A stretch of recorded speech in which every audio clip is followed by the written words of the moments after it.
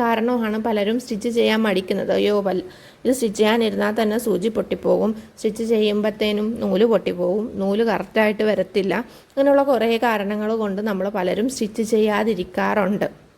Hi guys, welcome back to our channel. നമ്മളിന്ന് തയ്യലിൽ നമുക്ക് ദിവസേന നേരിടുന്ന കുറേ പ്രശ്നങ്ങളുണ്ട്. അതിന് പരിഹാരം ആയിട്ടുള്ള കുറേ ടിപ്സ് ആയിട്ടാണ് ഈ ഒരു വീഡിയോ ചെയ്യുന്നത്. തയ്ച്ചുകൊണ്ടിരിക്കുമ്പോൾ നമ്മൾ നേരിടുന്ന മെയിൻ ഒന്നാമത്തെ പ്രശ്നം എന്ന് പറയുന്നത് ഇടയ്ക്കിടയ്ക്ക് നൂല് പൊട്ടുക എന്നുള്ളതാണ്. അതിൻ്റെ സൊല്യൂഷൻ എന്ന് പറയുന്നത് അപ്പർ ത്രെഡ് ടെൻഷൻ നിങ്ങൾ മെയിൻറ്റെയിൻ ചെയ്യുക. താഴെയും മുകളിലും സെയിം ത്രെഡ് തന്നെ ഉപയോഗിക്കുക. ഉപയോഗിക്കുന്ന നൂല് നല്ല ക്വാളിറ്റി ഉള്ള നൂലായിരിക്കാൻ വേണ്ടിയിട്ട് ശ്രദ്ധിക്കുക. ഈ നമ്മൾ താഴെയും മുകളിലും ഒരേ ത്രെഡ് ഉപയോഗിക്കുക എന്ന് പറയുന്നത് ചില സമയത്ത് നിങ്ങൾ ബോബിനിൽ ചുറ്റുന്ന ത്രെഡ് കളറ് സെയിം ആയിരിക്കും, പക്ഷേ തിക്നെസ്സിൽ വ്യത്യാസം ഉണ്ടാവും. മുകളിലും താഴെയും ഡിഫറെൻ്റ് ആയിട്ടുള്ള തിക്നെസ്സിലുള്ള ത്രെഡ് ഉപയോഗിച്ചിട്ടുണ്ടെങ്കിൽ അത് തയ്യൽ പിടിക്കാതെ പെട്ടെന്ന് പൊട്ടിപ്പോകാനുള്ള ചാൻസസ് കൂടുതലാണ്. ചാൻസസ് അല്ല, പൊട്ടിപ്പോകാറുണ്ട്. അപ്പോൾ നിങ്ങൾ വാങ്ങിക്കുമ്പോഴും നിങ്ങൾ യൂസ് ചെയ്യുമ്പോഴും ബോബിനിലും നമ്മുടെ മെയിൻ മുകളിലും ഒരേപോലെ ടെൻഷനുള്ള സെയിം നൂലുകൾ ഉപയോഗിക്കാൻ വേണ്ടിയിട്ട് ശ്രദ്ധിക്കുക. പിന്നെയെന്ന് പറയുന്നത് നമ്മൾ യൂസ് ചെയ്യുന്ന തുണിയും നൂലും സൂചിയും തമ്മിൽ നല്ല ബന്ധമുണ്ട്. ആ ഒരു ഏത് തുണിയാണോ യൂസ് ചെയ്യുന്നത് അതിന് അനുസരിച്ചുള്ള സൂചി, അതിനനുസരിച്ചുള്ള നൂലും നിങ്ങൾ ഉപയോഗിക്കണം. എക്സാമ്പിൾ പറയുകയാണെങ്കിൽ, അതായത് ഉദാഹരണം പറയുകയാണെങ്കിൽ, തിൻ ഫാബ്രിക്കിൽ, അതായത് നമ്മുടെ ഈ ഓർഗൻസ പോലെയുള്ള സാറ്റിൻ പോലെയുള്ള തിൻ ഫാബ്രിക്കുകളിൽ നമ്മൾ യൂസ് ചെയ്യുന്ന ത്രെഡ് സൈസാണ് 9/11 എന്ന് പറയുന്നത്. 9/11 ഉള്ള സൂചിയാണ് നമ്മൾ തിന്നായിട്ടുള്ള ഫാബ്രിക്കുകൾ സ്റ്റിച്ച് ചെയ്യാൻ വേണ്ടിയിട്ട് യൂസ് ചെയ്യേണ്ടത്.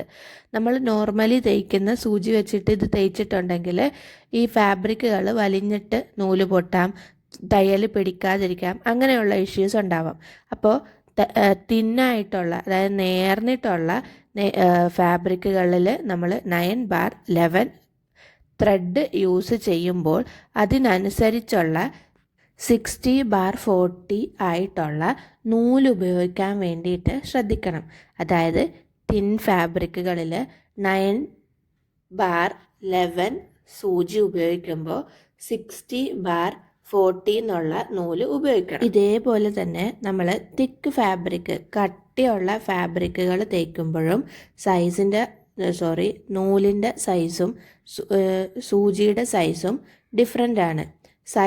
സൂചിയുടെ സൈസ് എന്ന് പറയുന്നത് 14/16 എന്നുള്ള നീഡിൽ സൈസും 120 നൂലും നമ്മൾ ഉപയോഗിക്കണം. അത് നമ്മൾ കട്ടിയുള്ള ഫാബ്രിക് തയ്ക്കുമ്പോഴാണ് ഈ ഒരു സൈസ് നമ്മൾ ശ്രദ്ധിക്കേണ്ടത്. ഈ ഒരു സൈസ് നമ്മൾ ശ്രദ്ധിച്ചിട്ട് സ്റ്റിച്ച് ചെയ്തിട്ടുണ്ടെങ്കിൽ നമ്മുടെ തയ്യൽ പൊട്ടിപ്പോകാതെ നല്ല പെർഫെക്റ്റ് ആയിട്ട് സ്റ്റിച്ച് ചെയ്യാൻ വേണ്ടിയിട്ട് സാധിക്കും. നമ്മൾ ഈ രണ്ട് കാര്യങ്ങളും ശ്രദ്ധിച്ചിട്ട് തുണി വെച്ചിട്ട് ചില സമയത്ത് തുണി ഉള്ളിലേക്ക് വലിക്കുന്ന പോലെ അല്ലെങ്കിൽ വലിഞ്ഞു പിടിക്കുന്ന പോലെ തോന്നാറുണ്ട്. അതിന് വേണ്ടിയിട്ട് നമ്മൾ പ്രഷർ ഫൂട്ടിൻ്റെ പ്രഷർ ഒന്ന് അഡ്ജസ്റ്റ് ചെയ്ത് കൊടുക്കണം. എന്നിട്ട് നേരിയ ഫാബ്രിക്കുകൾ യൂസ് ചെയ്യുമ്പോൾ സ്റ്റെബിലൈസറും കൂടിയിട്ട് യൂസ് ചെയ്യാൻ വേണ്ടിയിട്ട് ശ്രദ്ധിക്കുക. ഇനി സൂചിയും നൂലും തരുന്ന പ്രശ്നങ്ങൾ ഒഴിച്ചാൽ അടുത്ത പ്രശ്നം നമുക്ക് ആരിൽ നിന്നാണ് വരുന്നത്? ബോബിൻസിൽ നിന്നാണല്ലേ.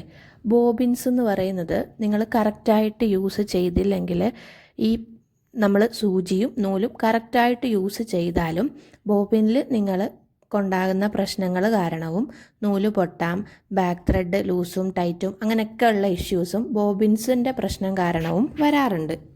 ബോബിൻസ് നല്ല പോലെ ക്ലീൻ ചെയ്ത് കൊടുക്കണം. നിങ്ങൾ ഓരോ പ്രാവശ്യം നൂല് ചുറ്റിയിട്ട് അത് കഴിയുമ്പോഴും അതൊന്ന് ക്ലീൻ ചെയ്ത് കൊടുക്കണം. കാരണം ആ ഒരു ത്രെഡിൻ്റെ ചെറിയ പാർട്സൊക്കെ അതിൽ ഒട്ടിപ്പിടിച്ചിരിക്കാനുള്ള സാധ്യതയുണ്ട്. അപ്പോൾ ഓരോ പ്രാവശ്യവും നിങ്ങൾ ബോബിൻസ് നല്ലപോലെ ക്ലീൻ ചെയ്ത് കൊടുക്കുക. പിന്നെ നമ്മൾ നൂല് ചുറ്റുമ്പോൾ, ബോബിനിൽ നൂല് ചുറ്റുമ്പോൾ കറക്റ്റായിട്ട് ഇവനായിട്ടെന്ന് വെച്ചിട്ടുണ്ടെങ്കിൽ എല്ലാ സൈഡിലും ഒരേപോലെ, താഴത്ത് കട്ടി കൂടിയിട്ടും മുകളിൽ തിന്നായിട്ടും ഒന്നും നിങ്ങൾ ചുറ്റരുത്. കറക്റ്റായിട്ട് താഴെയും മുകളിലും കറക്റ്റായിട്ട് എല്ലാ സൈഡിലും ഒരേപോലെ ത്രെഡ് തിക്നെസ് വരാൻ വേണ്ടിയിട്ട് ശ്രദ്ധിക്കണം.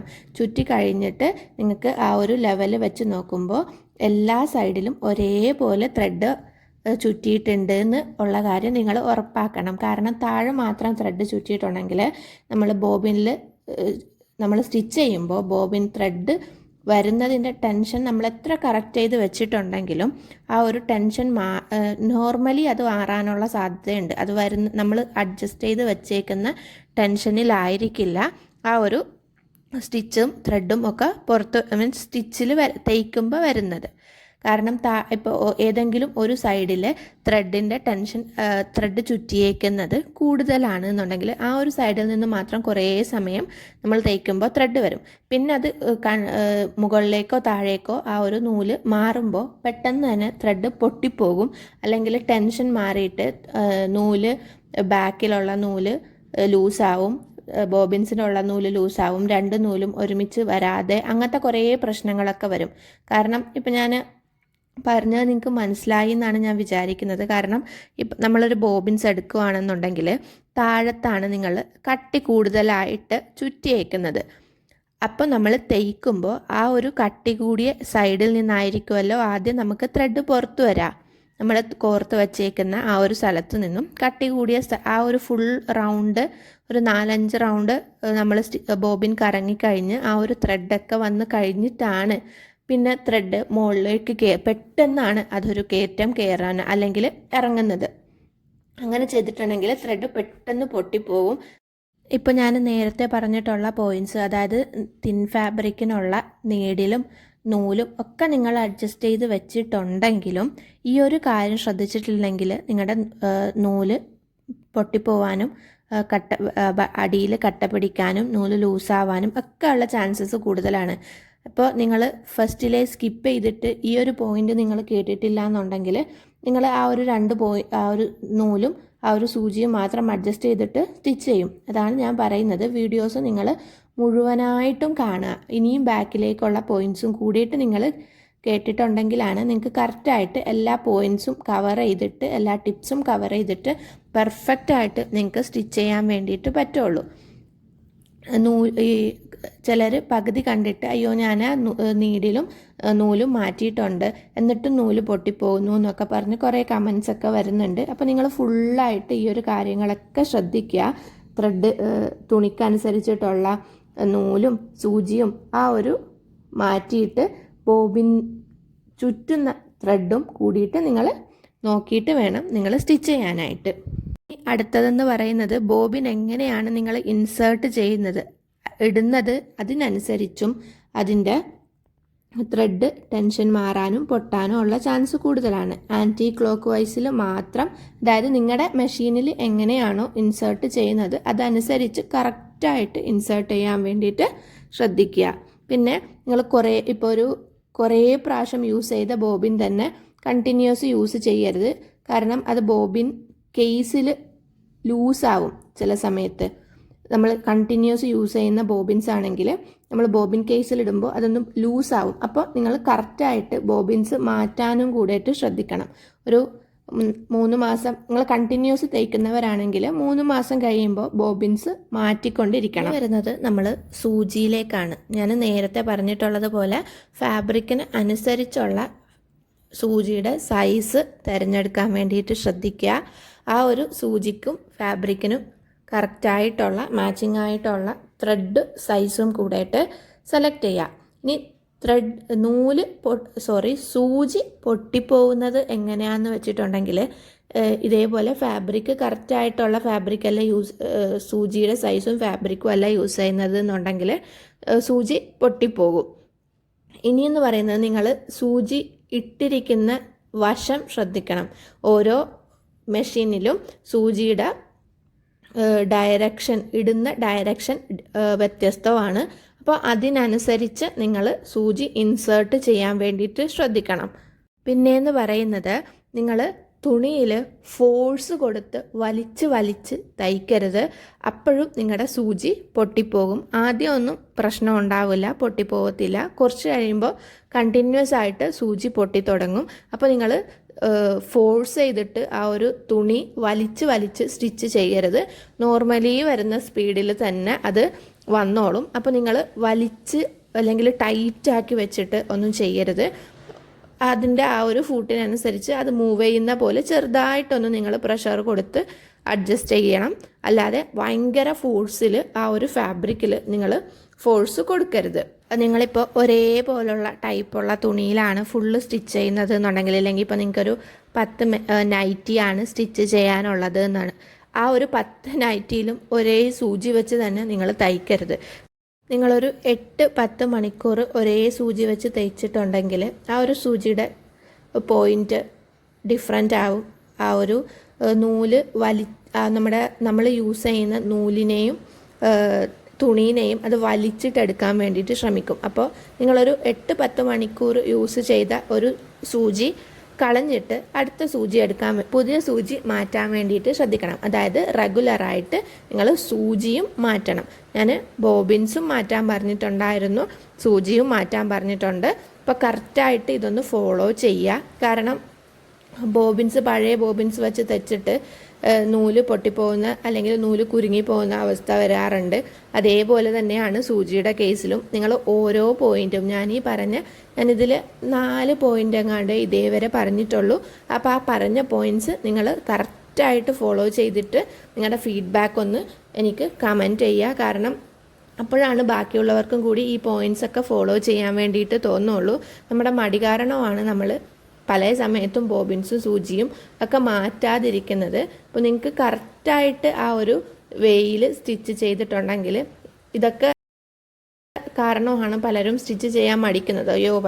ഇത് സ്റ്റിച്ച് ചെയ്യാനിരുന്നാൽ തന്നെ സൂചി പൊട്ടിപ്പോകും, സ്റ്റിച്ച് ചെയ്യുമ്പോഴത്തേനും നൂല് പൊട്ടിപ്പോകും, നൂല് കറക്റ്റായിട്ട് വരത്തില്ല. അങ്ങനെയുള്ള കുറേ കാരണങ്ങൾ കൊണ്ട് നമ്മൾ പലരും സ്റ്റിച്ച് ചെയ്യാതിരിക്കാറുണ്ട്. ഇത്രയും ടിപ്സ് നിങ്ങൾ ഫോളോ ചെയ്യാൻ വേണ്ടിയിട്ട് ശ്രദ്ധിക്കുക. അപ്പോൾ ഇനി അടുത്ത പോയിന്റ് എന്ന് പറയുന്നത് നിങ്ങളുടെ മെഷീന് കറക്റ്റായിട്ട് മെയിൻറ്റെയിൻ ചെയ്യുക എന്നുള്ളതാണ്. അതിൽ പൊടിയൊക്കെ മാറ്റി സ്ക്രൂ ഒക്കെ കറക്റ്റായിട്ട് ടൈറ്റ് ചെയ്ത് കറക്റ്റ് ടൈം ഓഫ് ഇൻ്റർവെൽസിൽ, അതായത് കറക്റ്റ് ഇടവിട്ടിട്ട് അതിനെ ഓയിലും ഒക്കെ മാറ്റിയിട്ട് നിങ്ങളുടെ കംപ്ലീറ്റ് മെഷീനെ നിങ്ങളൊന്ന് പ്രോപ്പറാക്കി വെക്കുക എന്നുള്ളതാണ്. കാരണം നമ്മൾ എന്തൊക്കെ ശ്രദ്ധിച്ചാലും നമ്മുടെ മെഷീൻ ശ്രദ്ധിച്ചിട്ടില്ലെങ്കിൽ ഇതൊക്കെ മെഷീൻ്റെ ഓരോ കുഞ്ഞു പാർട്സ് മാത്രമാണ്. അപ്പം അതിന് ഫുള്ളായിട്ട് നിങ്ങൾ പ്രോപ്പറായിട്ട് മെയിൻറ്റെയിൻ ചെയ്തിട്ടില്ല എന്നുണ്ടെങ്കിലും ഈ പറഞ്ഞ എല്ലാ പ്രശ്നങ്ങളും നിങ്ങൾക്ക് ഇടയ്ക്കിടയ്ക്ക് വരും. പൊടിയൊക്കെ തട്ടി മാറ്റി കറക്റ്റായിട്ട് ആ ഒരു നമ്മുടെ മെഷീനെ നിങ്ങൾ കറക്റ്റായിട്ട് മെയിൻറ്റെയിൻ ചെയ്ത് പോകാൻ വേണ്ടിയിട്ട് ശ്രദ്ധിക്കണം. ഇതിൽ ഞാൻ നിങ്ങൾക്ക് മെഷീനിൽ വരുന്ന കുറച്ച് നമ്മുടെ പ്രശ്നങ്ങളാണ് പറയുന്നത്. അപ്പോൾ ബാക്കി കുറേ പ്രശ്നങ്ങളൊക്കെ ഉണ്ട് നമ്മൾ ഡെയിലി ഫേസ് ചെയ്യാറുള്ളത്. അപ്പോൾ അതിൻ്റെ വീഡിയോസൊക്കെ ഞാൻ പോസ്റ്റ് ചെയ്യാം. അപ്പോൾ ഇതിൽ ഞാൻ മെയിനായിട്ടും ഈ ഒരു കാര്യങ്ങളാണ് ഫോക്കസ് ചെയ്യുന്നത് അല്ലെങ്കിൽ ഡിസ്കസ് ചെയ്യുന്നത്. അതുകൊണ്ടാണ് നമ്മൾ നമ്മുടെ ത്രെഡൊക്കെ സ്റ്റോർ ചെയ്യേണ്ടത് വളരെ പെർഫെക്റ്റ് ആയിട്ടാണ്. കാരണം അത് നനവുള്ള സ്ഥലത്ത് അല്ലെങ്കിൽ ഭയങ്കര വെയിലുള്ള സ്ഥലത്ത് ഒന്നും വെക്കരുത്. കാരണം നമ്മൾ ജനലിൻ്റെ അടുത്തൊക്കെ വെക്കുമ്പോൾ ഒന്നുകിൽ അതിന് ഈർപ്പം തട്ടാനുള്ള സാധ്യതയുണ്ട്, അല്ലെങ്കിൽ നമ്മൾ ഭയങ്കര വെയിൽ തട്ടാനുള്ള സാധ്യതയുണ്ട്. ഇത് രണ്ടും ത്രെഡിൽ കിട്ടിയിട്ടുണ്ടെങ്കിൽ ത്രെഡ് പൊട്ടാനുള്ള ചാൻസസ് വളരെ കൂടുതലാണ്. അല്ലെങ്കിൽ ത്രെഡ് നമ്മൾ സ്റ്റിച്ച് ചെയ്തുകൊണ്ടിരിക്കുമ്പോൾ ചില ഏരിയാസിൽ മാത്രം ത്രെഡ് ചുറ്റിപ്പിടിക്കാനുള്ള സാധ്യതകളൊക്കെ വളരെ കൂടുതലാണ്. അതുകൊണ്ട് നിങ്ങളൊരു ബോക്സിലാണ് ത്രെഡ് ഇട്ട് വെക്കുന്നത് എന്നുണ്ടെങ്കിൽ ആ ഒരു ബോക്സിൽ സിലിക്കയുടെ പാക്കറ്റും കൂടിയിട്ട് ഇട്ട് വെക്കാൻ വേണ്ടിയിട്ട് ശ്രദ്ധിക്കണം. കാരണം അപ്പോൾ അതിൽ വരുന്ന ഈർപ്പമൊക്കെ ആ ഒരു സിലിക്ക ജെല്ല് വലിച്ചെടുത്തോളും. കാരണം ഈർപ്പം തട്ടിയാൽ പെട്ടെന്ന് നമുക്ക് മനസ്സിലാവില്ല. അത് ഭയങ്കര നനവെന്നല്ല ഞാൻ ഉദ്ദേശിച്ചത്, ചെറിയൊരു ഈർപ്പമാണെങ്കിലും ആ ഒരു ത്രെഡിൽ കംപ്ലീറ്റ് ആയിട്ട് അതിങ്ങനെ അബ്സോർബ് ചെയ്ത് പോകുമ്പോൾ നമ്മൾ കുറച്ച് കഴിഞ്ഞിട്ട് ആ ഒരു ത്രെഡ് എടുത്ത് യൂസ് ചെയ്യുമ്പോൾ ഇങ്ങനെ പൊട്ടിയിട്ട് അല്ലെങ്കിൽ അടിവശം ഇങ്ങനെ കട്ട പിടിച്ചൊക്കെ വരാനുള്ള സാധ്യതയുണ്ട്. അപ്പോൾ ത്രെഡ് സൂക്ഷിക്കുമ്പോൾ നിങ്ങൾ സിലിക്ക ജെല്ലിട്ടിട്ട് ബോക്സിൽ സൂക്ഷിക്കുക. അല്ലാന്നുണ്ടെങ്കിൽ ഈർപ്പമോ ഭയങ്കര വെയിലോ ഒക്കെയുള്ള സ്ഥലത്ത് നിന്ന് സൂക്ഷിക്കാതെ കുറച്ച് അകലെയായിട്ട് നിങ്ങൾ സൂക്ഷിക്കാൻ വേണ്ടിയിട്ട് ശ്രദ്ധിക്കുക. ഞാനെങ്ങനെയാണ് എൻ്റെ നൂലും സൂചിയും ഒക്കെ സ്റ്റോർ ചെയ്ത് വെക്കുന്നത് ഉള്ള വീഡിയോസ് നിങ്ങൾക്ക് വേണമെന്നുണ്ടെങ്കിൽ കമൻറ്റ് ചെയ്യാം കേട്ടോ. എൻ്റെ സ്റ്റിച്ചിങ് റൂമിൻ്റെ ഓർഗനൈസേഷൻസും കാര്യങ്ങളും ഒക്കെ കാണിക്കുന്ന വീഡിയോസ് വേണം എന്നുണ്ടെങ്കിൽ നിങ്ങളൊന്ന് കമൻറ്റ് ചെയ്താൽ മതി. നമ്മളൊരു സ്റ്റിച്ചിങ് റൂം ടൂറ് പോലെ അല്ലെങ്കിൽ സ്റ്റിച്ചിങ് റൂമിൻ്റെ വ്ളോഗ് പോലെയൊക്കെ ചെയ്യുന്നതാണ്. അപ്പോൾ നിങ്ങൾക്ക് വേണമെന്നുണ്ടെങ്കിൽ കമൻറ്റ് ചെയ്താൽ മതി കേട്ടോ. ഒരു ലാസ്റ്റ് പോയിൻ്റ് എന്ന് പറയുന്നത്, നിങ്ങൾ എപ്പോഴും സ്റ്റിച്ച് ചെയ്യുന്നതിന് മുന്നേ ഇതെല്ലാം സെറ്റ് ചെയ്തിട്ട് നിങ്ങൾ സ്റ്റിച്ച് ചെയ്യുന്നതിന് മുന്നേ പഴയ ഒരു തുണിയിൽ ആദ്യം സ്റ്റിച്ച് ചെയ്തിട്ട് മാത്രം നിങ്ങൾ നിങ്ങളുടെ മെയിൻ പ്രോഡക്റ്റിൽ സ്റ്റിച്ച് ചെയ്യാൻ വേണ്ടിയിട്ട് ശ്രദ്ധിക്കുക. ഇതൊക്കെ ശ്രദ്ധിച്ചാലും നിങ്ങൾക്ക് എവിടെയെങ്കിലും ചെറിയ പിഴവുകൾ പറ്റിയിട്ടുണ്ടോ എന്ന് മനസ്സിലാക്കണം.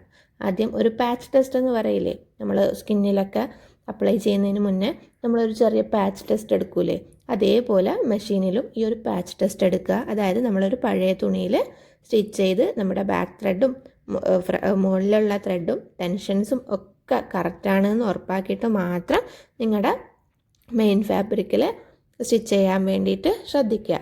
അപ്പോൾ ഇത്രയും കാര്യങ്ങൾ നിങ്ങൾ ഫോളോ ചെയ്തിട്ട് കറക്റ്റായിട്ട് നിങ്ങൾക്ക് ചെയ്യാൻ പറ്റുന്നുണ്ടോ എന്നുള്ള കാര്യങ്ങൾ കമൻറ്റ് ചെയ്യാം കേട്ടോ. ഇനി ഇതല്ലാതെ നിങ്ങൾ എന്തെങ്കിലും പ്രശ്നങ്ങൾ ഫേസ് ചെയ്യുന്നുണ്ട് എന്നുണ്ടെങ്കിൽ നിങ്ങൾ കമൻറ്റ് ചെയ്യുക. കാരണം ആ ഒരു കാര്യം കൊണ്ട് നിങ്ങൾ സ്റ്റിച്ച് ചെയ്യാതിരിക്കരുത്. അത് സോൾവ് ചെയ്യാനുള്ള ടിപ്സും കാര്യങ്ങളും ഒക്കെ ഞാൻ ഷെയർ ചെയ്ത് തരാം. അപ്പോൾ നിങ്ങൾ ഫേസ് ചെയ്യുന്ന പ്രോബ്ലം ഏതാണ് എന്നുള്ളത് നിങ്ങളൊന്ന് കമൻറ്റ് ചെയ്യുക. അപ്പോൾ ഇതാർക്കെങ്കിലും ഹെൽപ്പ് ആവും എന്ന് തോന്നുന്നുണ്ടെങ്കിൽ ഷെയർ ചെയ്യുക. അപ്പോൾ സബ്സ്ക്രൈബ് ചെയ്ത് സപ്പോർട്ട് ചെയ്യുക. നെക്സ്റ്റ് വീഡിയോയിൽ കാണാം. താങ്ക്